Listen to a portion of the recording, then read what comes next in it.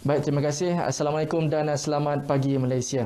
Ma'al Hijrah adalah satu peristiwa besar yang perlu diingati setiap insan yang beriman. Pastinya pada tahun ini seluruh umat Islam menyambut peristiwa ini dalam keadaan norma baharu.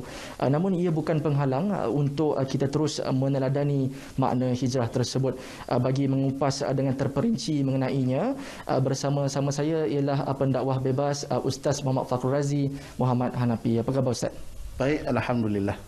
Baik Ustaz, sempena awal Muharram, bagaimana kita perlu memahami makna hijrah sesuai dengan pandemik COVID-19 ini? Baik, kepada yang menonton, selamat pagi Malaysia, Alhamdulillah.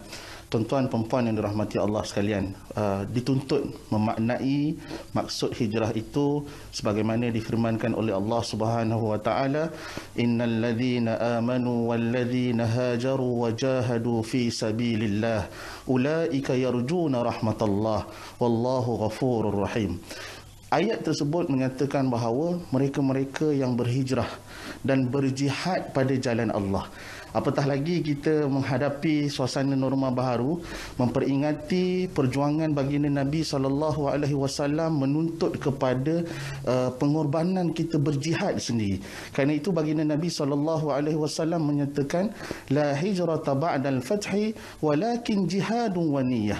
Maka kalau kita rasa berada dalam keadaan norma baharu ini susah, perlu kekuatan, cabaran mental, fizikal dan sebagainya, maka itulah tuntutan kepada pengorbanan maksud jihad yang terpaksa kita tempuh sekarang ini.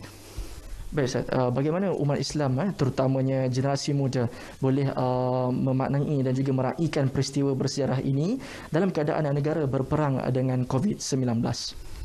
Dalam situasi peperangan, kita memerlukan kerjasama daripada semua pihak, termasuk golongan muda, golongan tua dan semua rakyat Malaysia terutamanya, bagi memastikan bahawa kita berjaya dalam peperangan, berlawan dengan musuh yang tidak nampak. Kerana itu kita agak duka cita bila mana ada segelintir anak muda yang ada pendirian sendiri, persepsi sendiri, buat satu kita kata demonstrasi dan sebagainya. Itu sebenarnya menyalahi tuntutan peperangan sekarang.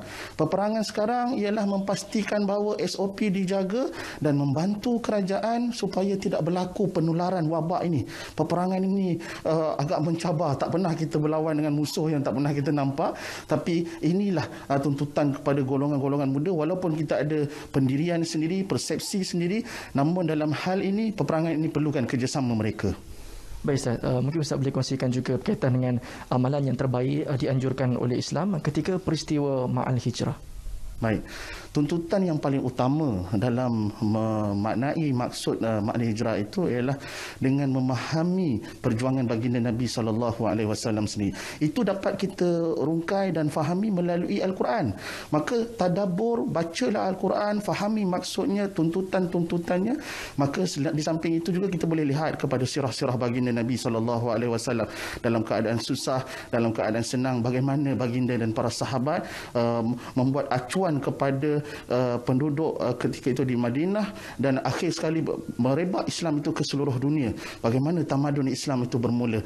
Maka pendekatan ini kita ambil berdasarkan amalan-amalan yang dianjurkan dalam agama, baca Quran, melihat kepada sirah dan sebagainya.